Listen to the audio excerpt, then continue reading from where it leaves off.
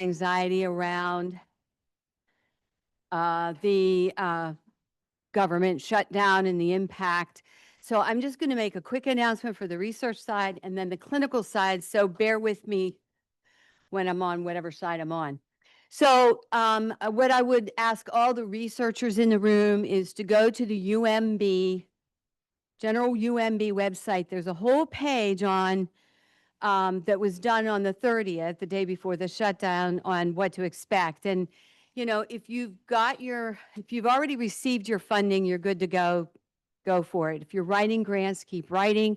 When you submit them, they'll get stored, but they won't get processed or reviewed until things are open again. And if you're like scored and waiting for funding, it won't come until the government opens back up again. So that's kind of what to expect there.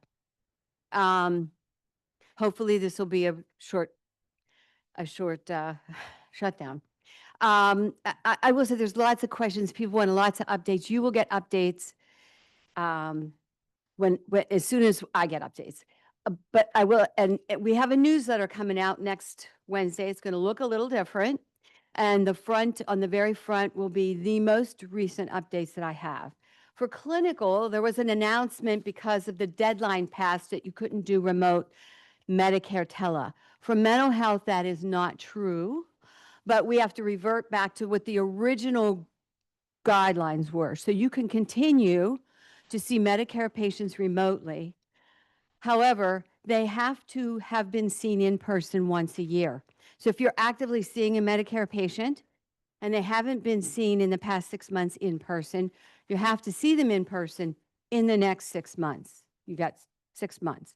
If you're seeing a new patient, that first visit has to be in person, and then they have to be seen every 6 months.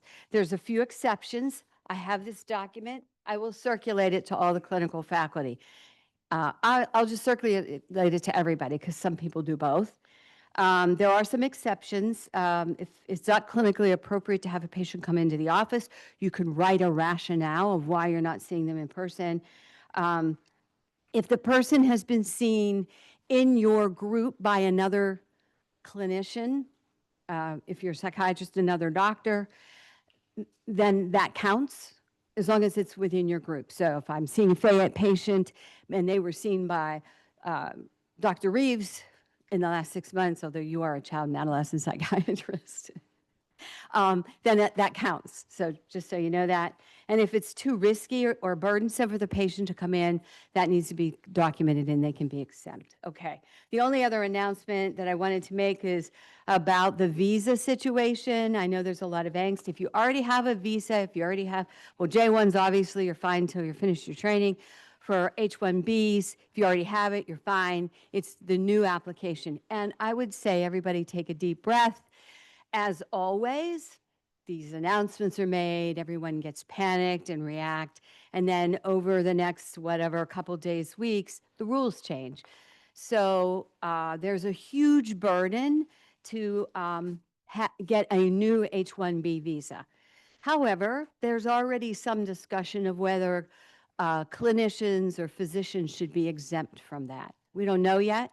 When we know, you'll know. So for those of you looking at, if you're a trainee looking to move up and stay in, you need a J1 waiver H-1B visa. We don't know yet, but the fee is, just so you can compare it, right now it costs us about $10,000 one time to cover everything to get an H-1B visa.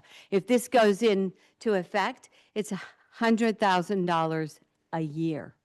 So that's $600,000 over this lifespan of an H-1B. Pretty prohibitive for us to do. That's the end of my announcements. Check out the newsletter next week and we'll update you on everything as much as we know. So, welcome to the FY26 Grand Round Series.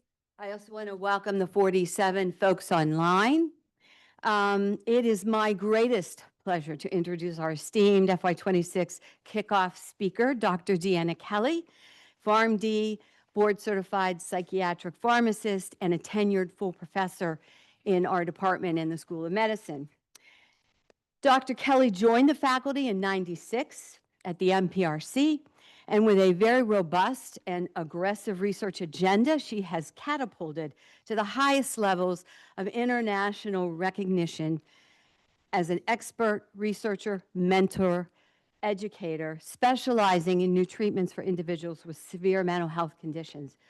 Dr. Kelly is a leading expert in many, many areas, and I'm just going to list them very, very quickly. Gluten and mental health, the gut microbiome and connection with brain function and behavior, anti-inflammatory interventions for improving psychosis, and in advancing the field of metabolic psychiatry with studies in ketogenic diets for mental health. Also, another line of her expertise is the understanding of the underuse of clozapine, which, as we know, is the most effective antipsychotic we have for severe psychosis, and it is grossly underutilized even in academia. So, despite it being the most effective, it's underutilized, and Dr. Kelly has studied the barriers in use, including the FDA's clozapine REMS program, which I was trying to remember, Dee, when did that stop? 23? 24?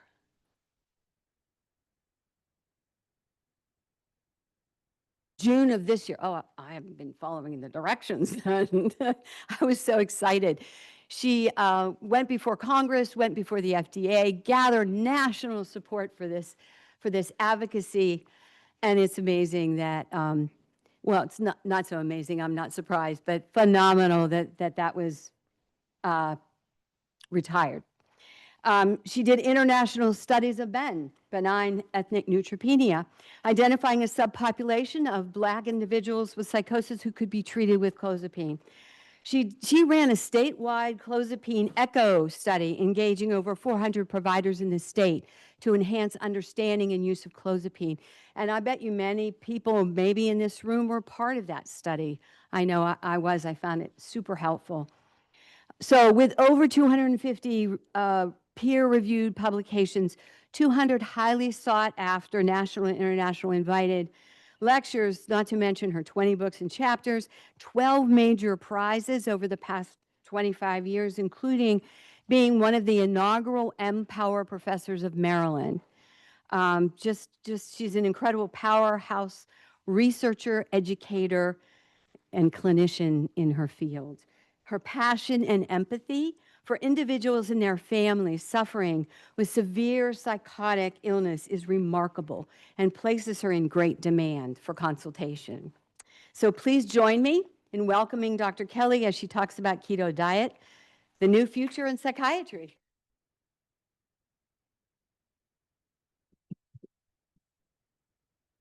Jill, thank you for that really lovely introduction.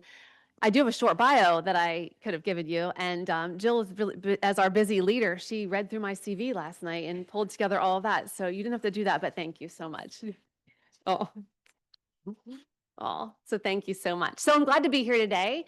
I'm glad to see all of you and all of you online as well. I hope I'm in a place where people can visually see me on the online front, because I'm kind of like to stand to the side so I can see all of you. Okay, a couple of things today. I'm going to be talking about a keto diet. So we're talking a little bit of an off-label new use, and I'm excited to tell you about my story, how I got to here. I'm a psych pharmacist, so you're like, stay in your lane, stick to medications. I know, but as a researcher, the science took me to this space, and I'll kind of describe why I got there. Disclaimer is that I'm not an expert in this space. I'm learning just as everyone else is learning. In the last couple of years, I'll show you the work we've done. I actually have a 2-hour consultation with a dietitian tomorrow, and I'll explain why, but I'm going to learn a lot more. But I'm going to tell you as much as I know. How I sort of got started in the keto space, and it converges with my science. But I have 3 children. My oldest, when he is 26, but when he was in middle school, a child in his class had intractable seizures, was sent to UPenn, was put in a medication-induced coma, and then taken out only to be put on a classic, very high fat to carb protein ratio of a ketogenic diet. And that was the first I heard about it. And this was the only thing in this rare genetic condition. It was called Ring 20, that this young lady had that would keep her from having seizures. And she still, to this day, another 15 years later, maintains seizure-free on a ketogenic diet. But that was my first experience of saying, like, why does that work? You know, like I know medications, I know receptors, I understand neurotransmitters, but I just don't understand why a ketogenic diet would work. And that fascinated me for a while.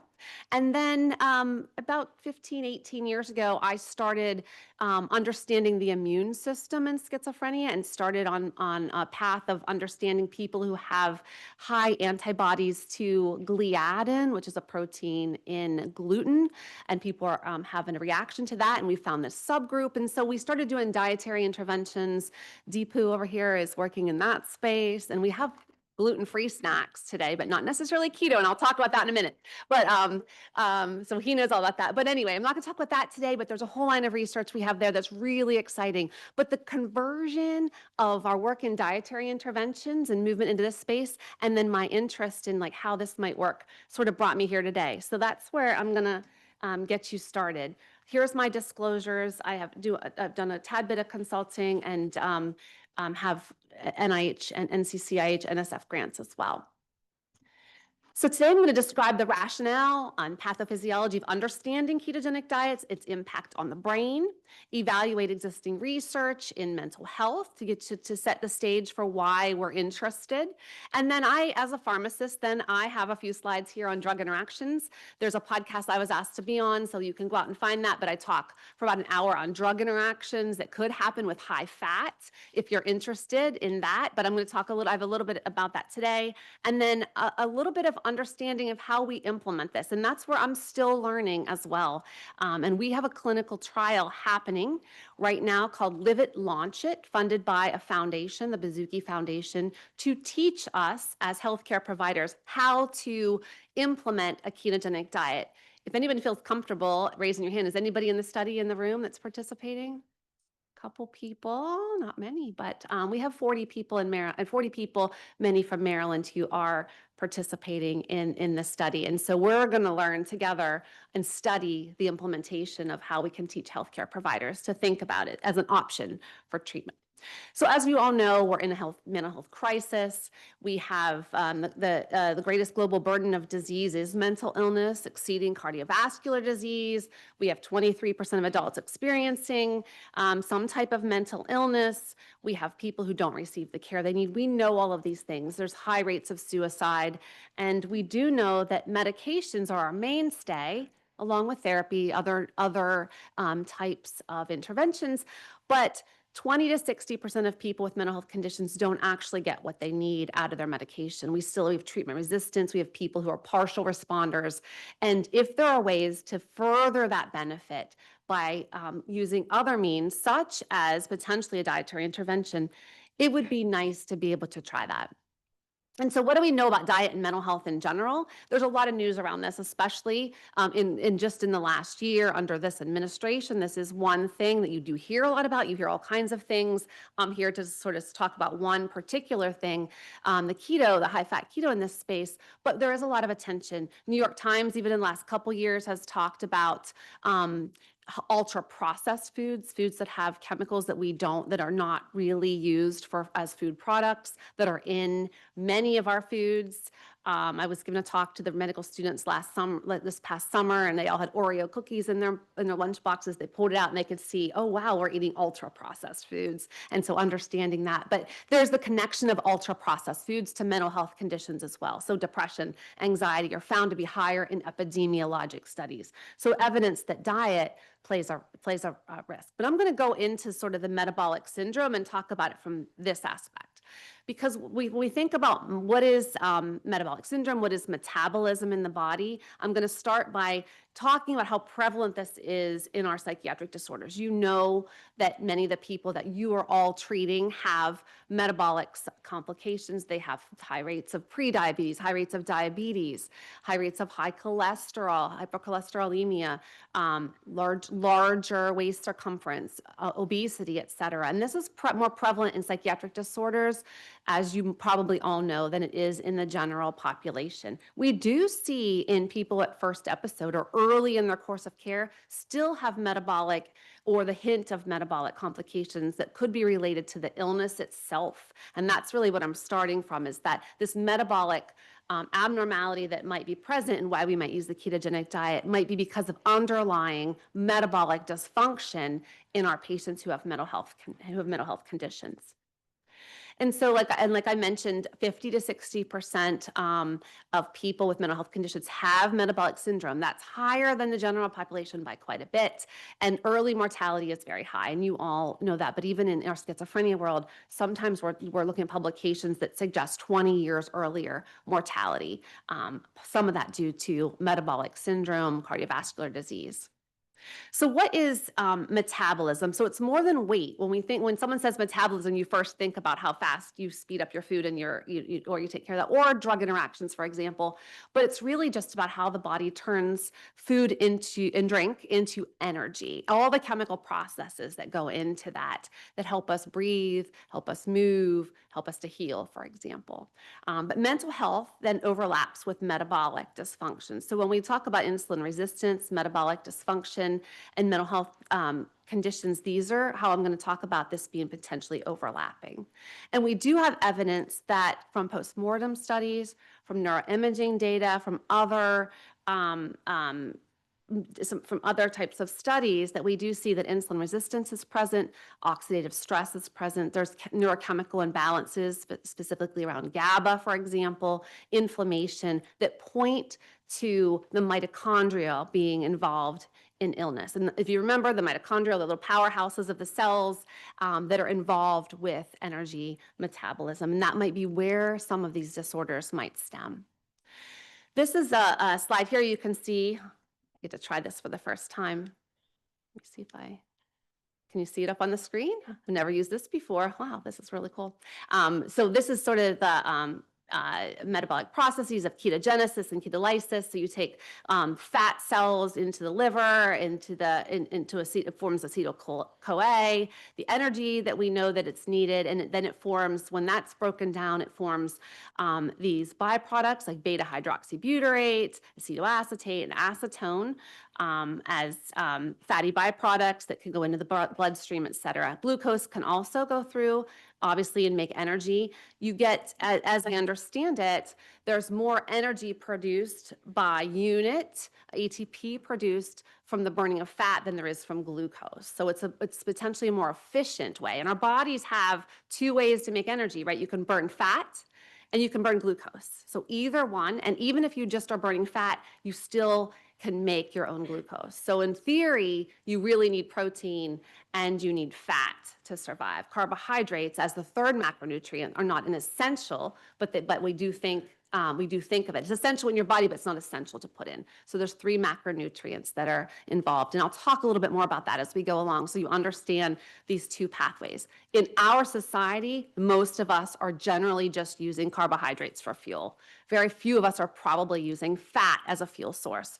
Early on, when we were hunters and gatherers and we weren't eating wheat and carbs and ultra-processed food, and et cetera, and we're in fasting states, we likely were going in and out of ketosis. We were using fats as a source and getting more energy per ATP, but traditionally most people are in using carbohydrates.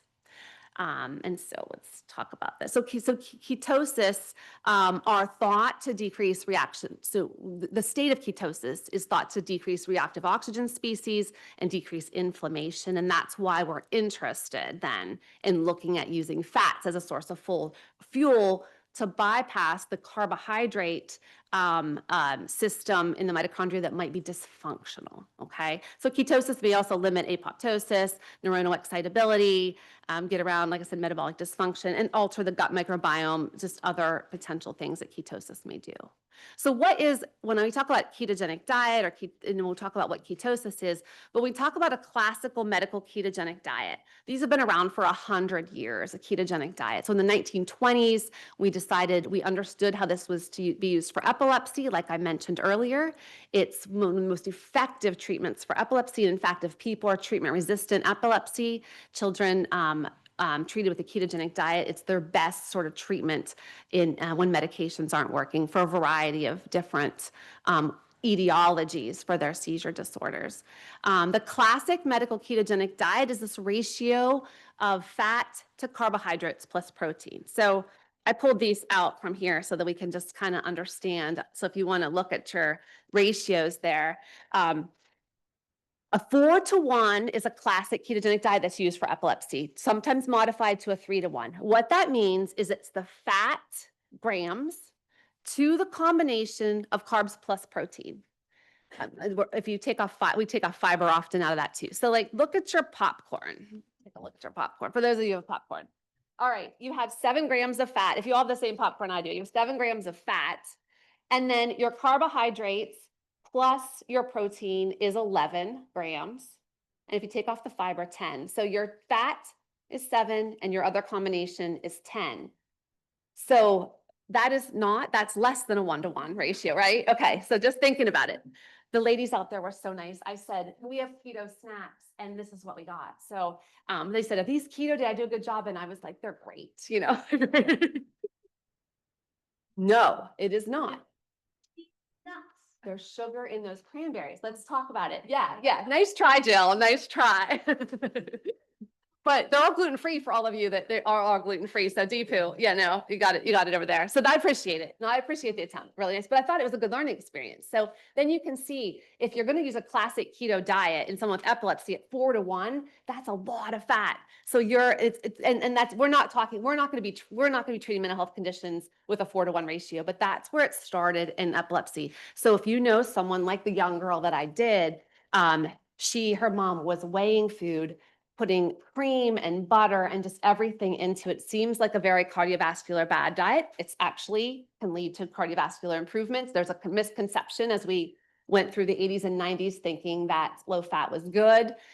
That's not necessarily the case, but nonetheless, that's tough. 4-to-1 is really tough. So a modified keto diet is what we think of for mental health conditions. And typically they will, dietitians, and as we will be learning and Live at Launch It, we learn that a modified keto of a 1-to-1 ratio or somewhere maybe like a 2-to-1 ratio. That's again, that still doesn't, this is less than a 1-to-1. So we'd have to have like 14 grams of fat to a combination of 7-to-1 or 1-to-1 ratio. So you think about, you have to add it up and you see, you really easily understand that there's a lot of fat here, right? We have to get a lot of fat in to be in ketosis. And I'll talk about what ketosis is, but I'll go over the numbers of what ketosis is, but you can measure it in your blood, you can measure it in your breath, your urine. We do finger sticks, we use a Keto Mojo. Anyone in this study got a free Keto Mojo. You can measure that twice daily, and you see what your beta hydroxybutyrate level is, one of the ketones that we're measuring. And we like to see that to be above a 0.5 millimoles in the blood.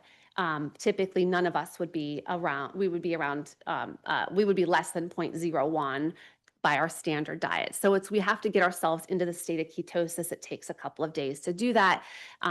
People that fast for a couple of days can get into ketosis as well. So just get some idea. So this modified diet of like 1-to-1 ratio or a 2-to-1 ratio was what we would mainly deal with people with mental health conditions. What we talked about, bipolar, schizophrenia, depression, eating disorders even. People are doing the studies there, Alzheimer's, there's ADHD, autism. I'm in an international group. We meet once a month and there's maybe 30 people that are clinical trialists from around the globe all doing this. And so I'm learning. I'm one of the newer ones to the group in the past year, and people are studying in many different domains, and I'll talk about it. But when you look at the macronutrient content, when you do the 1-to-1 ratio, you're looking at maybe fats of 70 to 80% of your diet, protein probably around 10 to 15%, and carbohydrates 5 to 10%. Generally, less than 20 grams of carbs is what's recommended per day. So if you think about how many carbs, if you would just look at your carbs per day and count them, I mean, just looking here, if you ate your popcorn for 10 and your other little snack here for 9, that's 19 carbs. So if you think about it right there, that's like almost your day on a ketogenic diet. So you have to be really smart about what you're eating in terms of carbs. So I'm glad that you gave the snacks today, Jill, because it really helped me because I wasn't going to think about how to do that. All right. So what's the evidence? And so this is emerging evidence. There's a lot of data coming out, but let me start. This is a study from the 1960s. I dug this one out and I've heard other people talk about it, but it was really our first one in schizophrenia. It was in the 1920s. There were 10 female patients on an inpatient unit. It appears to be, for the time, a fairly well done study with a rating scale that they looked at people before and after and these 10 female patients. And what they did find is a decrease in psychotic symptoms, but when they put them back on a regular diet then, and this was a classic keto diet, so these people were really having a lot of fat in this diet. But after 1 week of discontinuation, psychotic symptoms came back. So they were able to take away decreased symptoms and then bring symptoms back. But there's no control group, et cetera. And this was the 60s. This took a long time to be replicated again. So people weren't really looking in this space. There's a lot of buried, obviously in the literature, there's a lot of things stays buried, but this was one of them, and just wanted to start off. Then this was Dannon et al., and they published in 2022, and this is a retrospective analysis of 31 inpatients who had depression, bipolar, and schizoaffective.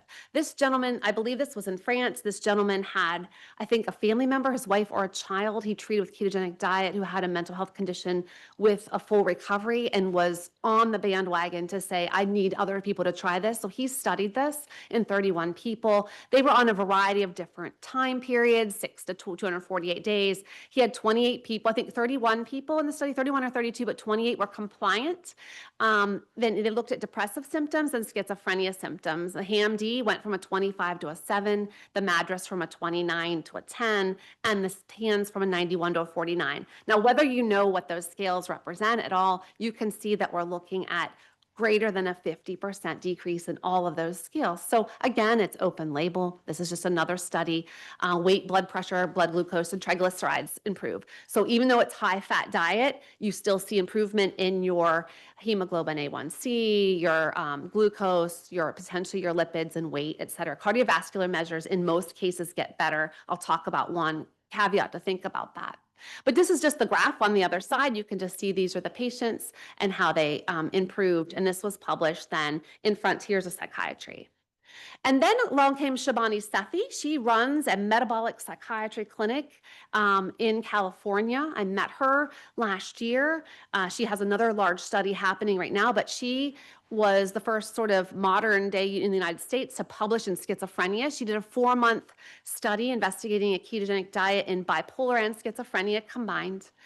These people had existing metabolic abnormalities, so they had weight or cardiovascular disease or high triglycerides or lipids, et cetera, as well. But she found in the 4-month study a 31% improvement in psychiatric symptoms in both the bipolar and the schizophrenia patients. She has in her data that 43% of participants actually, bless you, achieved recovery during the study, in her 4-month study of bipolar and schizophrenia. She had life satisfaction scales, enhancement in overall functioning, decrease in metabolic, as you would see. And then people commented that some of this data here, I can honestly save a lot of lives. It saved mine. It can honestly save a lot of lives. That saved mine. I would not be here if it wasn't for keto. And so she published this, and I sat down and talked with her, and then I sat down and talked with other people at this meeting I was at for the first time. And I talked to Dr. Chris Palmer, who you might have seen some of his podcasts. He runs the metabolic psychiatry at Harvard. And I said, Chris, how many people do you think you actually help? Like when you see people, I'm not in this space yet. Like I don't see patients and I'm not doing this, but how many people? And he said to me, honestly, it's variable. It's how much they're helped, but 100% of people. So this is where, I'm just trying to give you a sense of what, we're learning is that it appears that there's a lot of, while it's single blind, open label, some good data in this space. There's case reports. Chris Palmer published a couple of these. These are just a couple people who have, and a few people have had complete resolution of their symptoms.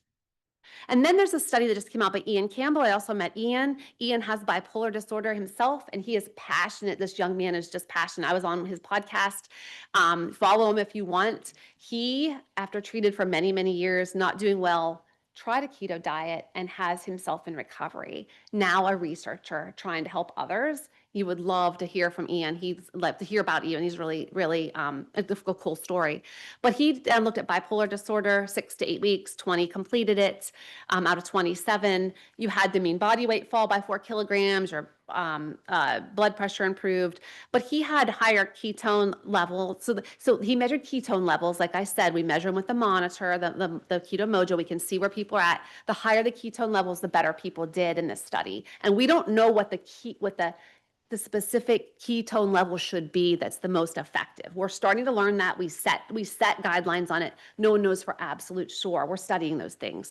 But the higher the level, the better the mood, energy, impulsivity, anxiety.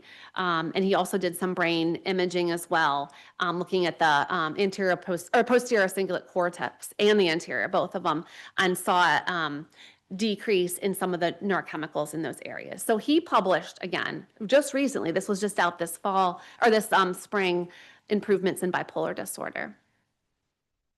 There's also some depression data. There's depression data coming out. There's a new study, I don't have it on here, but in college age students where it just was effective.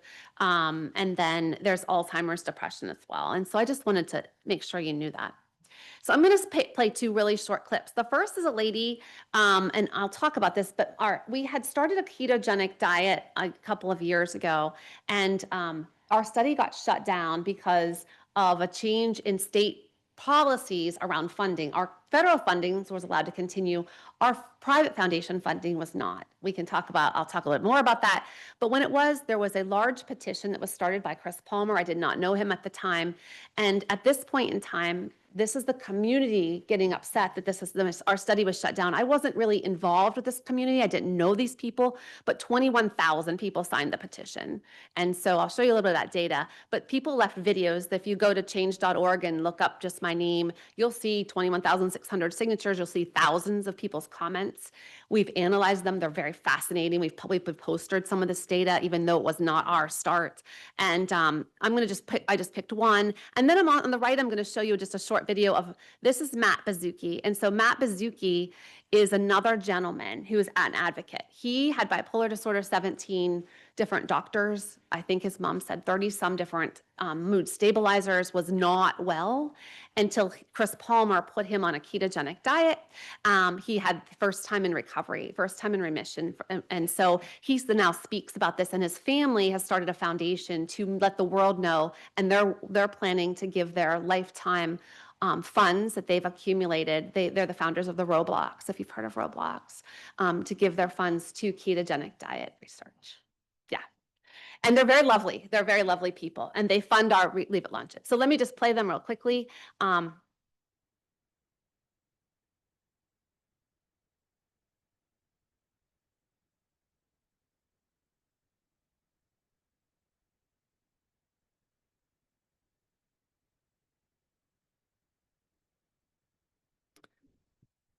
And I don't know who that was. She publicly put that up there. And then here's Matt. Whoops.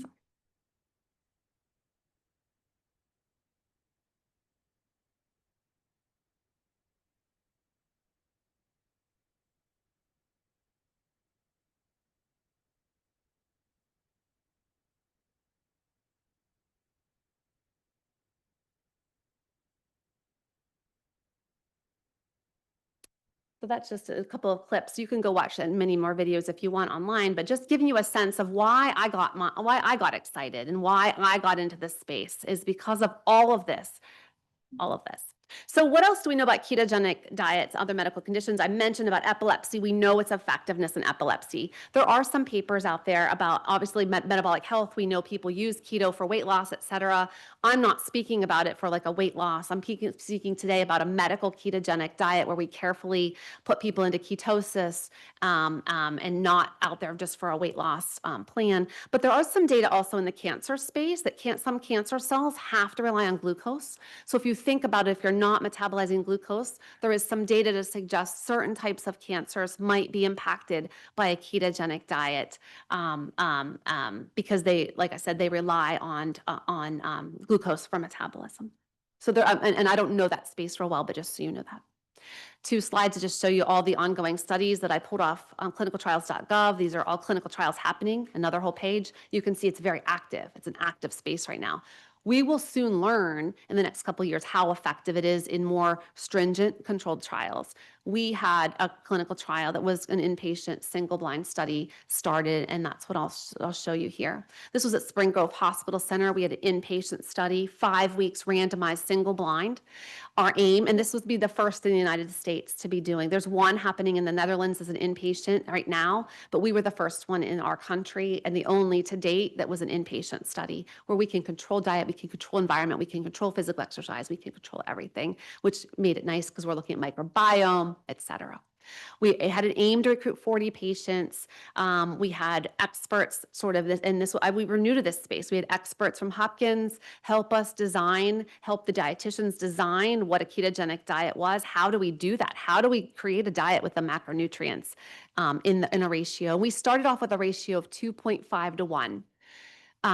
Most likely, most of the in our Live It Launch It study, most of us will probably be starting at a 1-to-1 ratio or 1.5 ratio or 1.65 ratio. There's different ratios you can try. We don't necessarily have to go right to the 2.1 to 5, but we started at a little bit higher, not quite the classic epilepsy, but we started a little higher. Again, this is that gram to gram that we were talking about. And we could adjust it up to 3.1 if they weren't in ketosis. So like this will allow you to see information about it. So this is an example of the diet: lots of water, dark leafy greens, avocados, butter, meat, fish, cheese, eggs, almond butter, and berries. Do not on the diet have grains, juice, milk, ketchup, high fruit, yogurts, ice cream, starchy, all the yummy things that have lots of carbs. But here's an example of breakfast, lunch. This was one of specifically, so scrambled eggs with some butter, some sausage, some cream. Macadamia nuts are very high in fat, so macadamia nuts are nice to put in. Chicken Alfredo with nuts, lettuce, salad, et cetera, and peanut butter. So these fat bombs that people often make with coconut oil and peanut butter powder, et cetera, string cheese, mayo. So you can see it seems like very cardiovascular wrong, right, to look at this, but the high fat actually contributes to better outcomes. So you see, so it just gives you a sense of this was the actual diet that someone was getting on a Sunday or a Monday. As I said, the study got halted. Unfortunately, you may have heard about it. It was in the news. It was in the Baltimore Sun. The Vizuki Foundation wrote a letter to the editor here in Baltimore in support of this. They were not happy. They weren't funding it, but they were not happy to lose science, and neither was the world. When the backlash happened, 21,600 people signed this. I was shocked by this. Our team was shocked by this, or that 1,100 comments. Like I said, you can read them. But 37 countries around the globe, 37 countries, participated. So people all over the globe were commenting, and a lot of people commented, this has helped my family member, this has helped my patient, this has helped my brother, this has helped my sister. And I was shocked by that. And that's what led me to not give up this sort of fight to continue to for us to be able to run ketogenic diets and to continue to study this because I felt passionate about it. So we had, at the time, we only had a couple of people begin the study when it was shut down. We only had one person who went through, who was assigned a ketogenic diet and went through. Dr. Murray is in the back. She's our new T32 postdoc at MPRC. She comes to us from American University, at the third PhD student in PhD in nutritional neuroscience. So this is these are merging fields, right? The metabolic, nutrition, and psychiatry. So she has written up this paper for publication, but it is only a 5-week. Our new study that we're hoping to run will be longer, but it was a 5-week study. This is what happened. This is what she found. So the insulin resistance in just 5 weeks decreased by 64%, fasting glucose by 15, C peptide by 41%.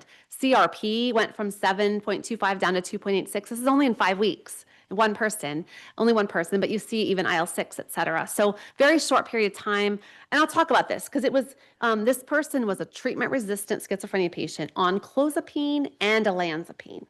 So hasn't done well at all, and on 2 high metabolically contributing antipsychotics where she had diabetes or pre-diabetes, right? So pre-diabetes and metabolic syndrome is what she's diagnosed with.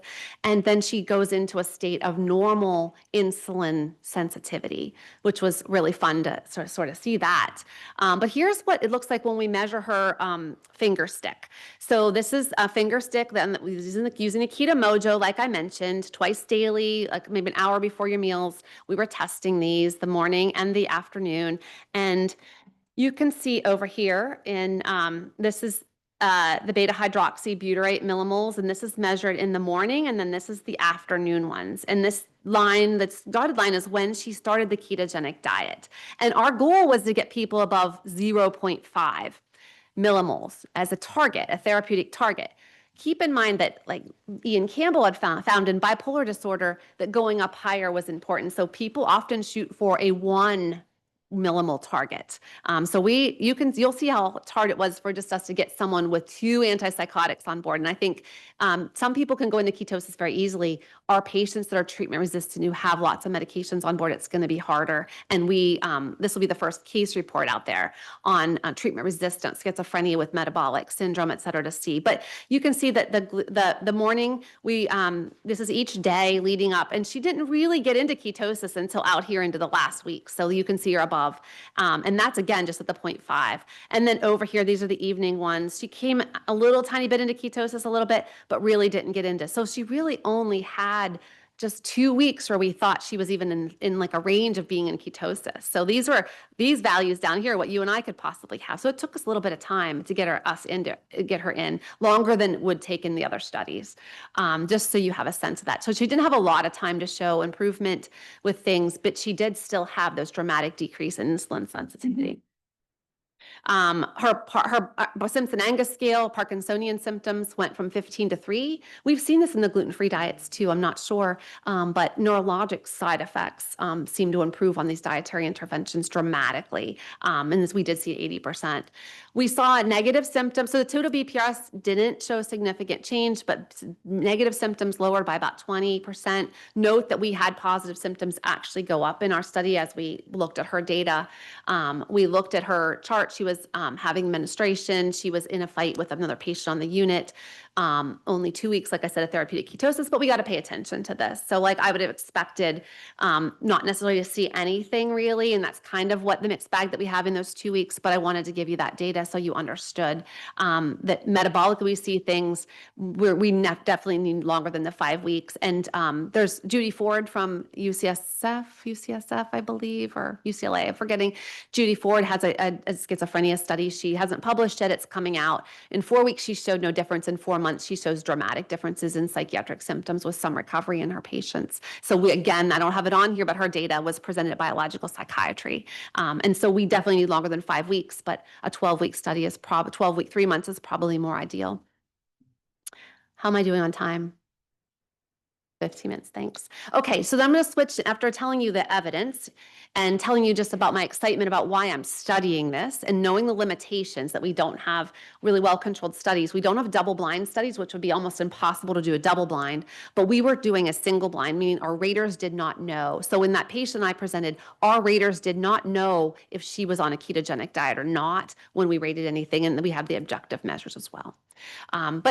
Just so you have a sense and to take with you, I can share these slides, but food-drug interactions, this could be a whole nother talk, and it's, but to understand there's pharmacokinetic interactions, there's pharmacodynamic interactions. So the pharmacokinetic, the way we think about it, what your body actually does to the drug itself or what's coming in, and pharmacodynamic, or what something coming in does to the body. And so just to give you a sense, we can have both types of interactions with a ketogenic diet. I'll talk about this. So the high fat content and metabolic issues can alter these pharmacokinetic and pharmacodynamic parameters. High fat meals can alter medication absorption. So now, since 2002, the FDA requires that drugs coming to market be tested in a high fat state. If you haven't learned this, I just learned it this year. But when you do that, typically a drug company will give their candidates or participants a high fat meal of 500 to 600 kilocalories, greater than 50% fat. And FDA recommends that they have toast with butter, 2 fried eggs, 2 pieces of bacon, like 4 ounces of hash browns, and like 8 ounces of whole milk. And the FDA recommends that.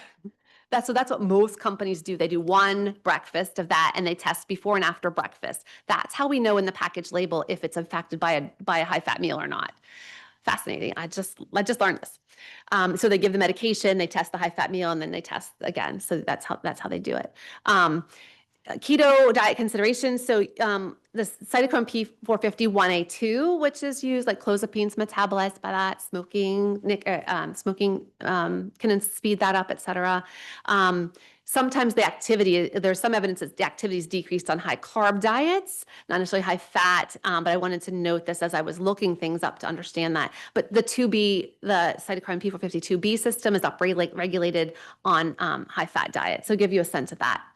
What I found with medications is I had done a talk on this, but like some of the mood stabilizers are all decreased under a high fat conditions. And there's some data here. Lithium, there's a study showing some increases at first in levels, but then potentially due to the salt imbalances and changes there. But a decreased absorption with a high fat diet has been shown in an earlier article. We see the same thing with valproic acid, carbamazepine, where there's decreased or there's changes potentially in bioavailability. So you can pay attention to that. If you just think about it with your patients in general, like what they're eating, sometimes these things matter. Sometimes they're not so clinically significant. But to understand when you're not seeing what you expect to see, that it could be for what they're eating. And that's really what I wanted to point out. Cannabidiol is increased 5-fold with a high fat meal. So that's an interesting one that stands out. The other one I want to point out is that you do know about lurasidone and ziprasidone, where the caloric meal can increase levels. So you give it around food, for example, and you pay attention to food, but fat doesn't matter for that one. But xanomeline and trospium, this is the new Cobenfy, and it's fascinating, actually. So you do, just to remind you, xanomeline and trospium is the combination used for schizophrenia. It's the cholinergic agonist and then the peripheral blocker to keep it from having the side effects, right? So it's not having the side effects from the cholinergic system. But with a high-fat diet, with xanomeline, you increase the levels by 30%, and you decrease your trospium by almost 90% with a high-fat meal, and that's what's saving you from getting your side effects. So if you could imagine your patient eating toast, eggs, milk, butter, cream, macadamia nuts, all that, whatever they're eating, like all that, with their Cobenfy, they're going to have your xanomeline go up, your trospium go down. They are going to have GI issues because that's the issue. So with a high-fat diet. So remember, if you're using Cobenfy, don't give it with meals. But if they're having a high-fat meal and you're getting GI side effects, it's likely. It's counterintuitive, right? You say like with Augmentin or something, you're like, oh, I'm just going to eat it with food if I have a stomach ache. But Cobenfy is going to increase. You're going to have the xanomeline levels go up. So I find that to be fascinating. You don't really hear a lot about it, but once I started to dive in and look at all of the fat relationships to the antipsychotics and medications, it's really interesting. The XR, like quetiapine XR, fatty levels increase dumping.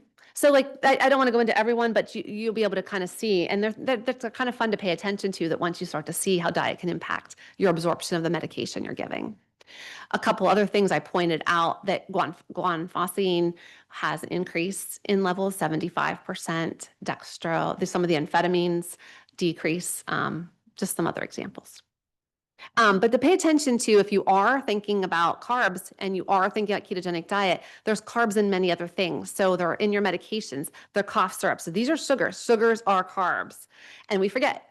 So, I'm going to be starting and participating in this diet. We'll be starting in a couple of weeks as I get back from my trip. I'm traveling to Europe, and when I get back, I'll be part of this group that's doing this. But I take vitamin C gummies. Does anyone else take gummy vitamins? Yes, I see a lot of head shaking. There's a lot of carbs in those. So I'm going to have to cut out all those too. And I'm learning. So I have to sort of look at these. So avoiding liquid medications, flavorings, looking over the counter. There are sites that can give you information on the carb content. On ketomeds.com, for example, you can see what the carb content. If you want to get your gummy vitamin in, you count your carbs and you get it in there. Gives you a sense.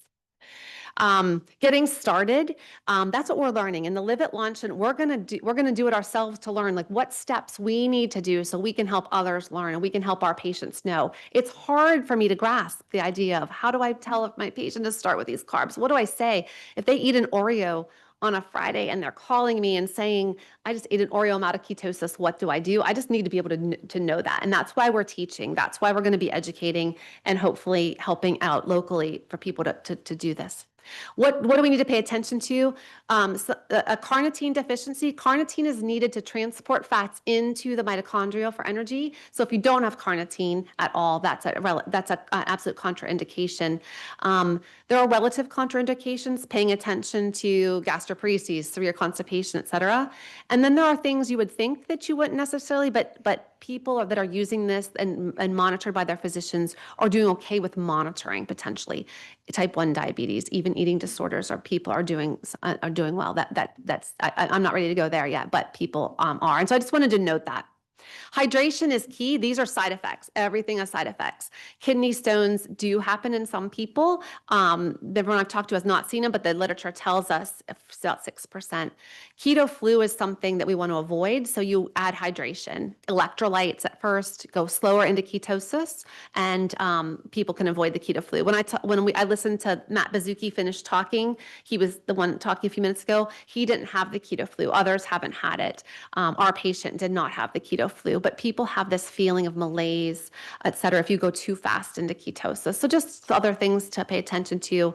But the idea of having a lot of extra energy, because your body's now making more energy than it's used to. Your ATP, 2-to-1 potentially, or 1.5-to-1 of ATPs that are made from this. You're feeling better. You sleep less, and some people have some trouble with insomnia. So paying attention to good sleep hygiene is going to be important, and looking for hypomania is going to be really important too. Keep in mind that ketosis is not diabetic ketoacidosis. I want to put that. Diabetic ketoacidosis is very high levels. To my knowledge, there's not a person or a report out there of someone in ketosis going into diabetic ketoacidosis unless they're on like one of the SLT2, like one of these GLP-1 agonists or some like the other medications that might be contributing to your insulin levels changing, et cetera. But otherwise, ketosis and ketoacidosis are not the same thing. And I mentioned about cardiovascular disease. So there are a few people where LDL levels go up. Cholesterol usually goes down, triglycerides goes down, and total cholesterol usually goes down. Not everybody has this LDL, but there's a lot of data around this. There's a lot of people speaking on it. There's cardiologists speaking on it. There's a new paper out looking at LDL data and looking at plaque formation, and there's no correlation right now in some of the newest studies to link LDL to actually heart disease. So like some of the fragments of like LPA, et cetera, are more indicative predictors. So LDL is really being examined. I'm not going to go into that whole controversy today, but there is a lot of controversy in the metabolic field of LDL not necessarily being a bad component, and higher levels is not necessarily associated with heart disease. So just we'll look at the data around that, think about that, but I just wanted you to know that controversy is happening. The Live It, Launch It study is what I was talking about. So we are teaching ourselves, we are teaching the community around us, we are teaching the broader community, 5 minutes, how to initiate, maintain a diet. We're doing a mastery class that's already been established, and we're going to live it for 4 weeks. And we're in the middle of this right now. So I meet my dietitian tomorrow morning for 2 hours. I'm super excited, but I'll be starting my ketogenic diet in a couple of weeks. So, and anybody else that's participating. What we're doing is we're looking at competency. How competent do you feel in starting this in your patient once you can be educated on it and try it out for yourself? And we'll hopefully be doing follow-ups on this. We'll hopefully be able to help educate anyone who's interested in learning once we sort of get through this ourselves, which will be sort of fun. Here's what a meter looks like. This is the Keto Mojo. This is what I was talking about, finger sticks. You get your glucose levels too, but this is what we use. I'm not going to go over all these, but there's lots of other help in starting. This group called the Metabolic Mind is a nonprofit who does a lot of things to help you. They have videos. Go to their site. It teaches you. It gives you stories. There's lots of stories. I met 2 women last year, both who had schizophrenia and who are in remission. And actually, I went to the Schizophrenia International Research Society meeting, the SIRS, and the keynote speaker came up to my poster, and she whispered, I'm on a keto diet. And I said, you just spoke in front of 1,000 people and you didn't say that about your remission. She's a doctor also. And she said, I just didn't know what people would think. So it was really fascinating. And so she sat and talked to me, but I don't know what contributed to her wellness. Didn't ask her that. But the idea that I've seen a lot of people do well, you'll hear stories on here that's pretty fascinating. Think about it. Just educate yourself and watch as the data emerges, but think about it as an opportunity for patients who don't like side effects from meds and et cetera. Think Smart has been launched by Mrs. Bazuki. She steps you through little worksheets to help you to help your patient sleep and move and rebuild and track. She's really proud of trying to help people because she helped her son. And it's fun to sort of see some of these things that they're doing as tools. Just some steps, and those are on the website, and some other resources. The ketogenic masterclass right here, that's $280. That's what we're giving to everyone in the study to participate in, but you can sign up for that online, et cetera. But don't underestimate patients. People are willing, and if people do well and feel better, it might be an option. But we do have more to learn. We do have much more to learn, but this is an idea. So in summary, I took us right to the minute, and Gloria's been keeping me on time. So thank you. There's a long history for epilepsy. There's potentially roles for it in psychiatry. We're studying that. You see my excitement. It might not work for everyone. It might work for a few, and that will still be a great find. We learn how to use monitoring. We're learning how to start people, but it may offer hope for some people to be able to try a new way of thinking. So I'll stop there. Let me just say, there's some of the team that we have on the keto. Sydney's back in the back, and the team's working. So I thank everyone, and you are what you eat. So thanks, everyone.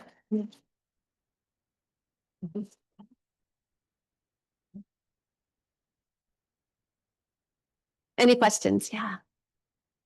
Lot of the studies, I'm curious, was it augmenting medication or were there people who actually had this symptom improvement and were able to stop medication? These studies are on augmenting. They're in addition. So the two people that I follow right now online that I'm watching, so their stories, one lady has a podcast called Living with Schizophrenia. It's now called Recovering from Schizophrenia. Lauren, I'm blanking on her last name. But anyway, she has started, her doctor has tapered hers off. So I've met two people that have tapered off, but that's N of two. It's not studies. It's adjunct. Yeah. Yeah. Yes, Sean.